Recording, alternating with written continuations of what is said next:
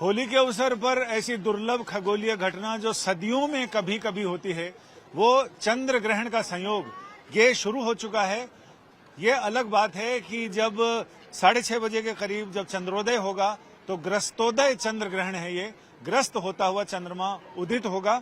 तो ऐसे में हरिद्वार हर की पैड़ी पर दूर दराज के मतलब देश के अलग अलग हिस्सों से आए लोग यहाँ इस दुर्लभ संयोग पर अपने अपने चंद्र दोष के निवारण के लिए, अपनी भक्ति आध्यात्म साधना के लिए यहाँ गंगा जी की पवित्र धारा में, पवित्र सलीला गंगा जी की धारा में यहाँ मौजूद हैं। लोग हवन जप तप ज्ञान ध्यान सब कर रहे हैं। स्नान कर लिया है लोगों ने और सबको इंतजार है कि ग्रहण के मध्य और मोक्ष का, मोक्ष के बाद सारे लोग यहाँ इस दुर्लभ संजोग का जो लाभ उठा रहे हैं। तो दूर दराज से लोग आए हैं, वो स्नान भी कर रहे हैं, ध्यान भी कर रहे हैं, जप तप कर रहे हैं। अब कुछ यात्री यहाँ आए हुए हैं, श्रद्धालुओं से हम बात करते हैं। आपका पूरा नाम बताएंगे? स्वतंत्र कुमार जी, चंडीगढ़ पंचकुला से। आप कहाँ से हैं? पंचकुला से? पंचकुला चंडीगढ़। अच्छा, तो विशेष तौर पे ग्रहण के लिए? जी, ग्रहण के लिए हमारी सनातन परंपरा में एक विशेष महत्व है। ग्रहण के दिन स्नान करने का, उसके बाद पूजा पाठ का, तो उसी कार्य के लिए हम आए हैं। लोग पवित्र नदियों में स्नान कर रहे हैं, आप अमृत स्नान के लिए आए हैं यहाँ गंगा जी? ये सब उस ईश्वर की कृपा है कि जब ऐसा संयोग बैठता है कि इतने बड़े तीर्थ पर आकर के स्नान करने का, अन्यथा तो हम अपने घरों में रहते हैं। ये एक बहुत ईश्वर की विशेष कृपा है जी। माता जी, ये तो सदियों में एक बार ऐसा आता है जब होली के अवसर पर चंद्र ग्रहण का संयोग है।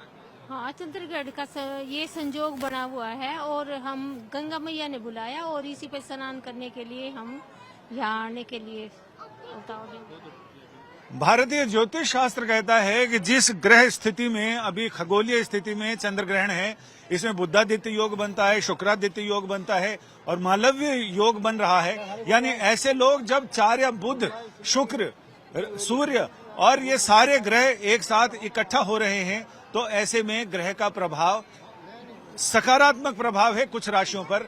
लेकिन बहुत सारे ज्योतिषी, जिसमें राजस्थान के ज्योतिषी, जाने माने ज्योतिषी पंडित मनोज पारिक, उनका ये कहना है कि इस ग्रहण का असर काफी खतरनाक होने जा रहा है।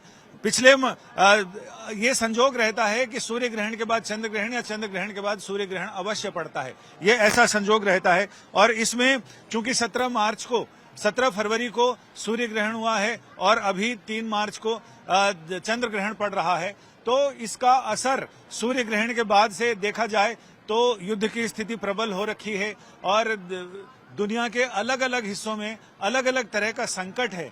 जबकि ज्योतिष शास्त्र के मुताबिक ये संकट और गहराने के आसार हैं, क्योंकि जब भी ग्रहण होते हैं तो वो प्रकृति पर तो असर डालते ही हैं। पेड़ पौधे जीव जंतु मनुष्य, इन सब पर उसका असर होता है। और वो असर इसलिए होता है कि चंद्रमा मन का प्रतीक है।